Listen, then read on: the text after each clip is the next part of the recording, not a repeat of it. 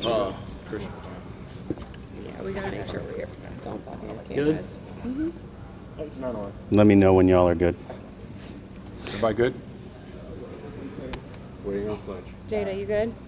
Is there any way you can wait a little more? Is my mic still? Griff, what do you make of 49 regular season wins, but ending the season like that in the playoffs and the totality of that? Yeah, so obviously disappointed to be doing this today. I think the 49 wins that you alluded to are part of several things that happened this year that would have led you to believe we'd be playing deep into the summer at times. I think there were times where very large chunks of the season for months at a time where we had the second best net rating in the league, and were it not for Boston, we would have looked like the best team in the league for stretches. And I also think we had stretches where you could see we had a lot of room for growth and a lot of improvement we needed to make. Unfortunately, we continued to have injury issues and certainly had a big one at the wrong time. But there's so many positives we take out of the season. You know, it's really unfortunate this season ended in the way it did. You'd like a season to crescendo to a moment that lets everybody know how good your season really was. We had the #1 road record in the NBA. We were 6th in defensive rating and 6th in net rating. We had moments where we really showed what we could be, but I think we did it often in fits and starts, which is disappointing. You know, we're in a historically good Western Conference. I read something the other day that I think is true. It's the first time a conference has had 10 teams above 500 at the same time. Our record this year would have been good for 3rd in the West last year, would have been good for 3rd in the East this year. It's a very competitive conference. And so I think whereas in the past we've always erred on the side of continuity, and our takeaway has always been, let's see this group healthy. I think we've seen it enough. I think we had some really, really good opportunity to see Zion play a career high in games. I think we saw it for segments of time well enough to understand that we've got a lot of work to do. And again, because it is a historically good Western Conference, there's teams that didn't make the playoffs that are going to get radically better this offseason. We need to do the same. And I think you'll see a real sense of urgency from all of us to do that. Looking at next season, what are some of the biggest needs you think you need to address? I think it's more than just specific needs. It's really just about growth in every area of the organization. I think last year we talked a lot and too much was put on the medical side and the performance side, and we didn't talk enough about the other things that we were working on. This entire building is going to undergo a transformation this offseason, figuratively and literally. Really big projects here that ownership is investing in. Mrs. Benson's really excited about changing the look and feel of this. I think that will happen on and off the court. But in terms of specific needs to address, we haven't even had our time to visit with our players individually yet. So until we do that, I don't really want to get into specifics about player-related changes. When do you start kind of that process? So you don't do, I know you don't do a knee-jerk, but do you take a week off? Do you kind of map out when we sit down with Mrs. Benson and kind of plan out the future, who's here, who's not, what our vision is? Like, what is your process? Yeah, I mean, that's from a front office perspective, it's an ongoing process, right? I mean, we're doing it constantly. I think you get yourself in trouble if you try to do anything as a reaction to one particular series or one particular turn of events. If we did that when we came back from the Western Conference road trip we ended the season with, which was just an absolute meat grinder, and you win four in a row, and you play 3 games in 3.5 days, and you play the Lakers, would we tend to the side of believing we're what we were when we won those road games, or are we what we were when we lost to the Lakers? You just can't do that. This is a much larger, more thorough process than that. So we'll take a lot of time to go through it as a group. You know, we don't tend to do that during the year as much and as often with every interest group in the organization together. We tend to do it as a front office. So this will be a good time for us to really dive deep with the whole group. But I want to be really, really clear. This is not going to be a summer of complacency. It's time to get better. Hey, Greg, what's kind of your assessment about the job Willie did? Was it too early to say? Say that again. I'm sorry. Willie Green. How do you kind of assess his? Yeah, I think the coaching staff did a really good job with a really difficult situation. I think when you've got guys in and out of the lineup in the way we did, that's harder than just having guys not play. I think in the first part of the season, we really performed well under adversity, and that propelled us to some wins that probably got us further ahead towards the end. I think we went through a stretch there where we lost B.I. and Jose at exactly the wrong time. And then we lost Z at exactly the wrong time. And I think throughout that, Willie stayed very, very authentically himself and stayed in a space where guys knew what he was going to bring to the table every day. I think that's hard when you've got that much change. And at the same time, I think Willie would be the first person to tell you there's room for them to grow and get better as well. And I expect that will happen as well. We saw a pretty decent sample size of CJ Zion and BI together. You guys lost those minutes. Just what do you make of the fit of those three guys? Can you run it back with guys all making more than 30 mil when you lose the minutes? Well, the making more than 30 million means they're really good players. And if you look at the teams that are still playing in the playoffs and will play deep into the playoffs, they all have multiple players that make a lot of money and are really good and can carry the team forward. So you certainly don't come at this with, we're going to build around one of them. I think certainly anytime two of the three were on the court, we won those minutes. And when three of them were on the court, we tended not to. That has a lot to do with what we support that group with and giving them the ancillary pieces that help them thrive as well. And I think knowing now, because we've gotten to see the group enough what those things are, I think we'll be able to address some of that and get better that way.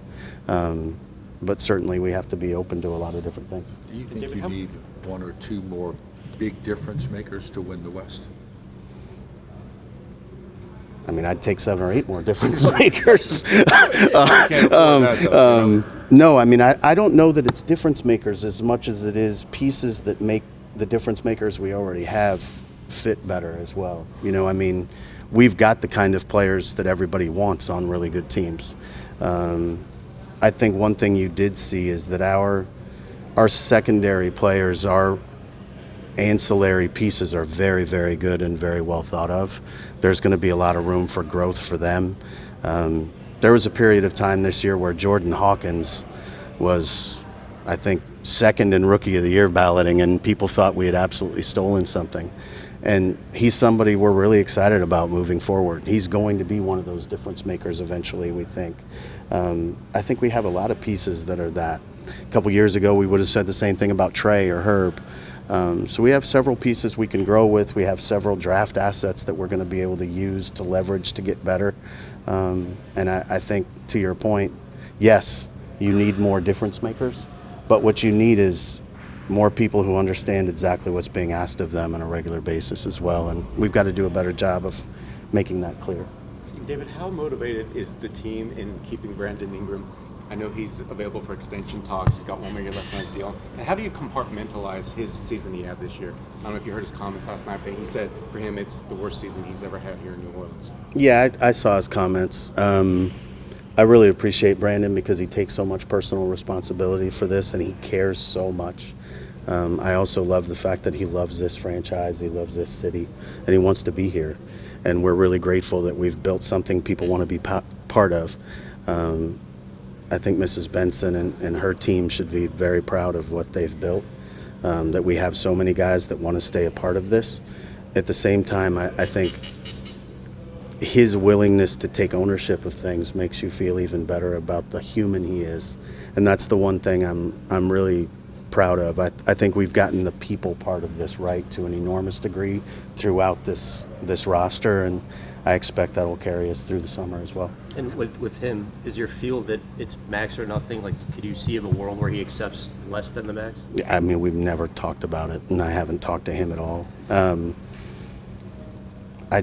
I had a great deal of appreciation for what he tried to do in light of the situation and playing through what he played through and coming back in the way he did. He was really thrown into a difficult situation. I think Willie alluded to it last night, but to be injured for a month and come back and have to play in the crucible of playoff basketball, that's not easy for anybody. You'd like it to be. You'd love to just think it's plug and play and we're going to just plug in another superstar and carry on. But one of the things that Brandon and Z have had to do a lot of is carry the team when the other one is out. It hasn't happened very often that when that happened, they were both out.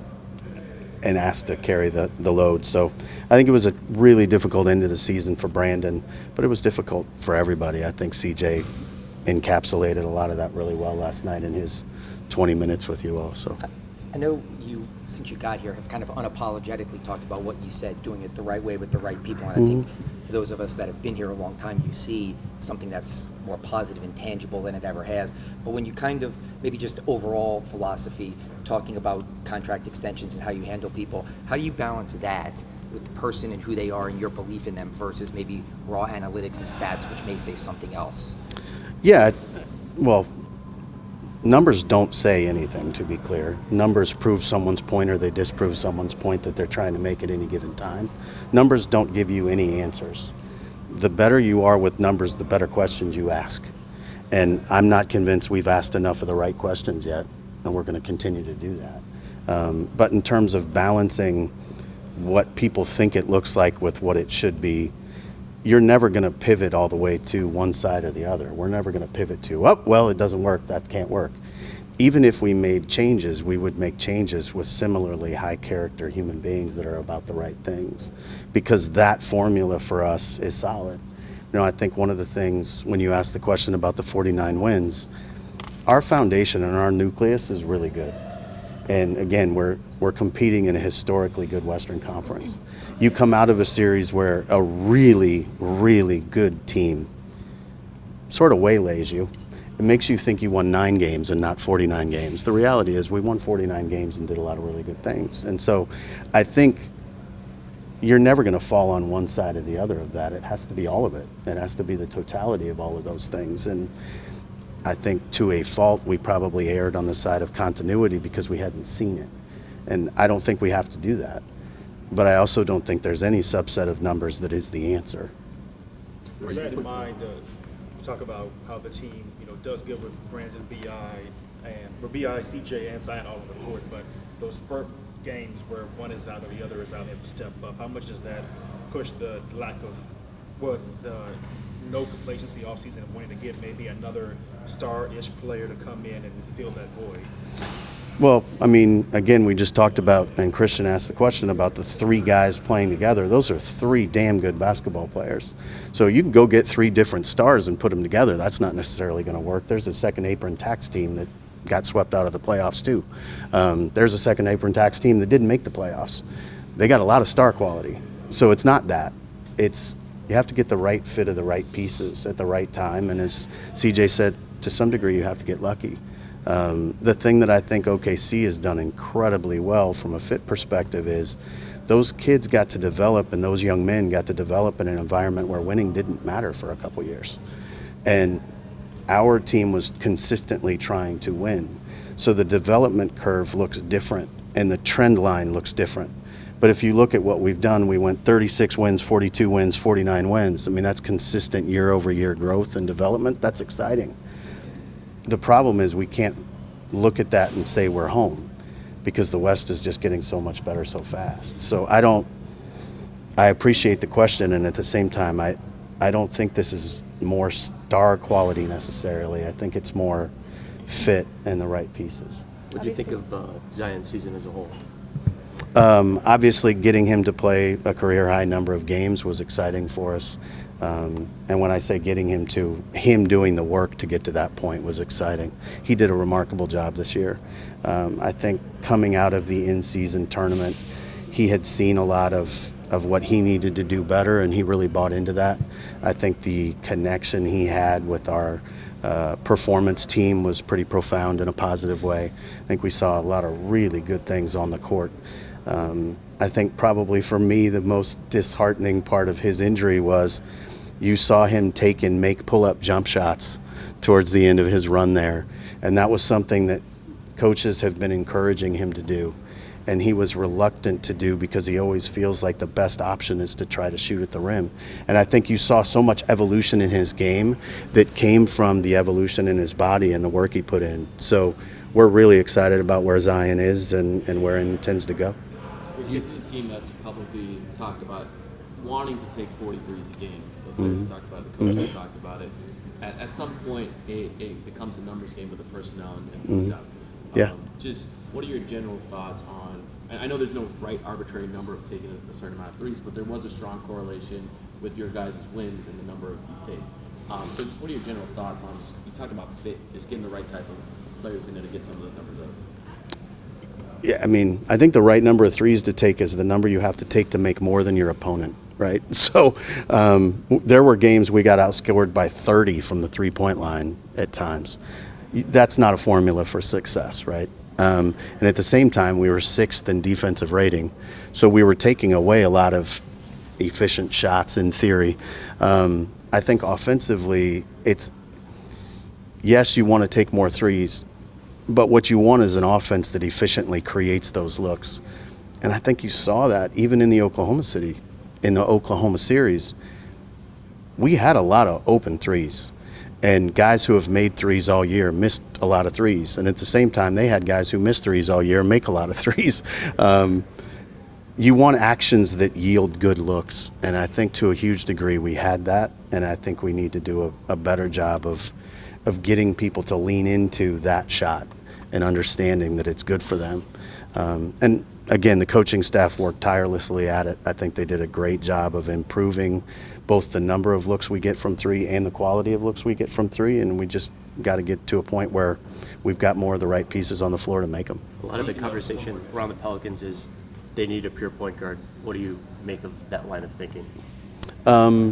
Yeah, I think having a pure point guard is great, just having more basketball IQ on the court in general. I think it's less about the specific of a pure point guard and more about overall basketball intelligence and approach to the game. Shai Gilgeous-Alexander is a score-first point guard.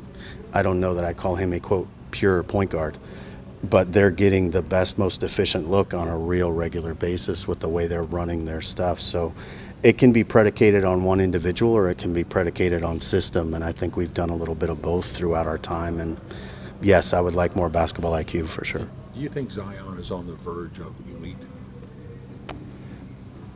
I think he's been fully elite and run through the door of that at times in his career. I think he's on the verge of being able to be sustainably available as elite, and that's exciting for us. As far as I know everything's kind of a time and of a place. Just following up on that question, I know there was talk of like when it was Drew Holiday's team when you first got here, MVP candidate, and then BI being an all NBA type player. Is it maybe time to lean into Zion being that guy for this franchise and say the pieces around him are the most important thing? I don't think you lean into one person ever doing that. I just don't think any team playing that intends to continue to play is going to think that they're built around one person. Denver can say they're built around Jokic, but Jamal Murray's the one making all the game-winning shots, right? So I think if you look at it, it takes multiple star quality players to win, and we've got to find the right fit of that. Thank you. Thanks, guys. Appreciate it. Thank you, guys.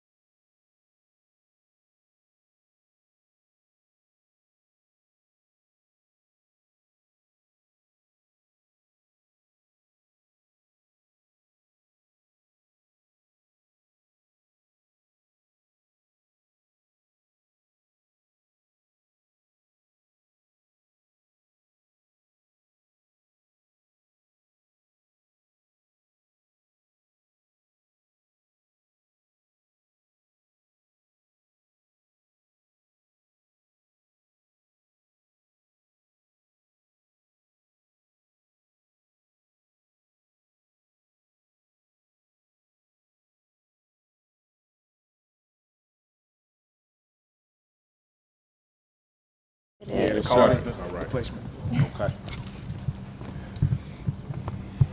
Have you had time to let it ruminate a little bit overnight, or? Yeah, a little bit, and it stings. It's sometimes difficult to process, but it's a part of it. You got to go through these moments, and it's a tough way to end the season for sure. Do you think, like, looking back on it, you are a hamstring pull away from achieving something that's pretty darn good? Yeah, I mean, we were right there. So we definitely take that into consideration, and that's in the back of our minds. But even with that, we had have a lot of trust and faith in our group, and we went after it, but we just came up short and not enough to get the job done. They say the timing of the injury was unfortunate, but Zion played more regular season games than he has in his career. Just what do you think about his year this year?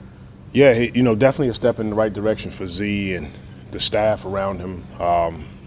It was great to have him on the floor for as many games as that he was on the floor, and we got a chance to see him throughout the course of the season just continue to get better and take steps forward to seeing who he really is, and it was fun to be a part of for sure.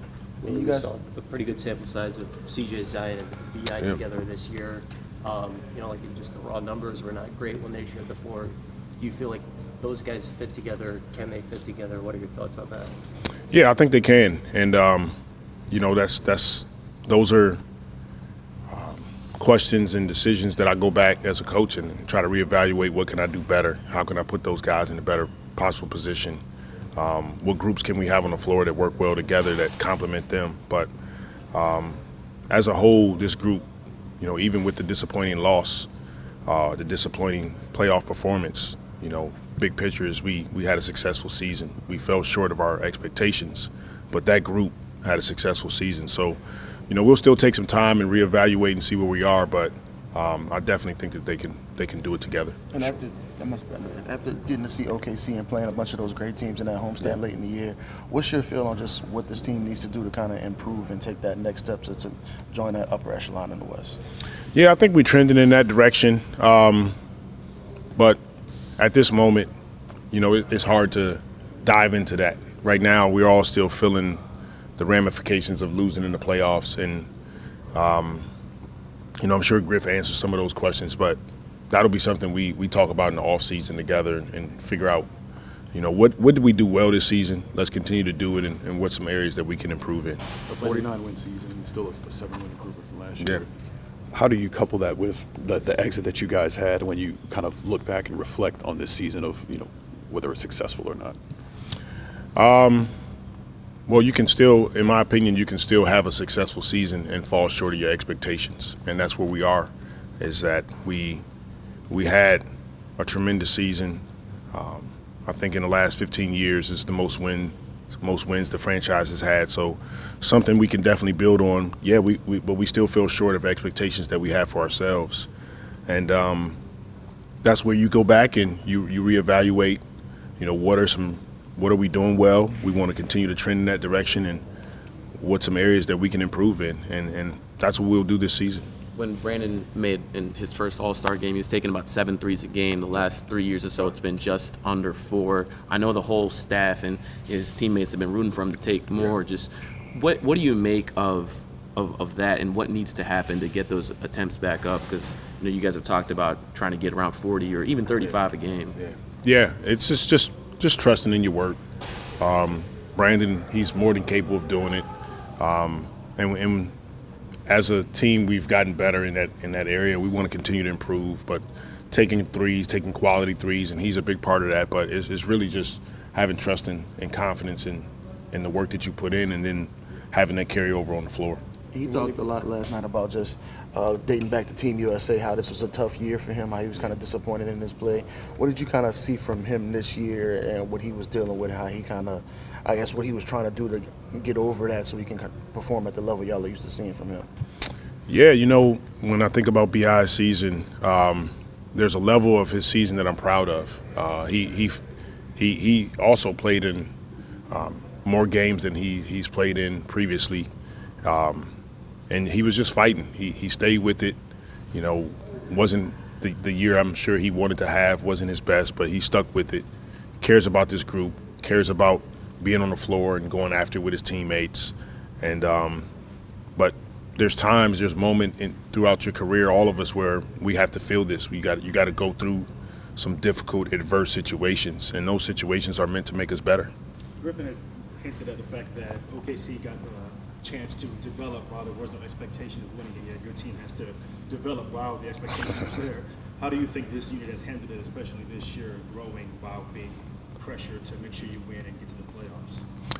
We're all extremely proud of this group and what we've done, honestly, over the last 3 seasons. There's continuous growth. Those are, the foundation is there, and we want to continue to build on that. We have a ton of room for improvement. I'm sure once we get away from here and we decompress, we'll figure out, how we want to progress in that area. But overall, we're extremely proud of the character that we have. We're extremely proud of the work that we all put in on the floor, our whole staff. And so I know we're trending in the right direction. It's hard to look at it as a whole right now because we're still feeling the effects of losing in the playoffs and not reaching our goals. But we're going to get there, and that's the key is continue to instill that positivity that we've done and confidence in this group. Coach, how do you explain what happened at home this year? As good as you were on the road, the home court wasn't the home court. Does that puzzle you? Do you have an explanation for it? How much have you thought about it? I don't think much about it. I mean, we'll try to be better at home, but sometimes it happens where you're not as good as at home, but you're better on the road. Sometimes teams are really good at home and they're not good on the road. I just try to keep the main thing, and that's win as many games as you can, put yourself in position to give yourself an opportunity to go to the postseason. We did that, and we'll continue to look at it. You have a lot of good choices. Whose growth impressed you the most? It's a number of guys on our team that has impressed me. You can start with Z and the steps that he's taken to play in 70 games and be elite and show himself in the world what he's capable of doing. Herb has made tremendous jumps with his shooting this season. Trey, JV, the way he's handled all the different adversity that's been thrown at him in the lineup, starting, not starting in the third quarter, all of those. So I can go down the list. CJ, his shot profile, I can go down the list, but we're proud of this group. I'm proud of this group. We're proud of this group. And, all these guys are continuously making strides to get better. You guys made significant changes to your medical staff last offseason. As you just said, Zion played 60 games. Brandon played the most games since his days with the Lakers. Why did it work? I think it started at the top. It started with Griff. It started with Trajan, having conversations with our performance and medical and figuring out ways that, we can be better. And that's the goal is in order to give ourselves a chance, our guys have to be healthy on the floor. And they did a tremendous job this season of the communication, number one, with each other, with our staff, making sure they address situations right away, making sure all the guys are comfortable with what we're doing in the medical and performance side. And we saw the results where that we were a healthier team overall. I'm sorry, go ahead, Jeanette. You guys had late game execution struggles throughout the season. There's been a lot of outside talk about maybe adding a point guard to the team. Griff kind of downplayed the notion about needing a pure point guard. Said it's more about intelligent basketball plays and just kind of creating the right shots. Just where do you fall in that philosophy? I fall in that philosophy with first myself. Going back and reevaluating as a coach, how could I have put our team in a better possible position to be successful down the stretch of games? And that's where I start with everything. And from there, we'll look at what's needed. But at this moment, it's just something on the list that is on the improvement side of things for us. Griff talked about in recent years it's been about continuity and seeing everything together, and that this offseason may not be about complacency. You played in this league a long time. You just alluded to all these guys that you've developed and been with kind of as a core for a few years now. If radical roster change happens, is it just, not radical, but roster change happens with guys that you've developed to become close to, is that just kind of part of the game? Well, yes, it is a part of the game, and change is inevitable.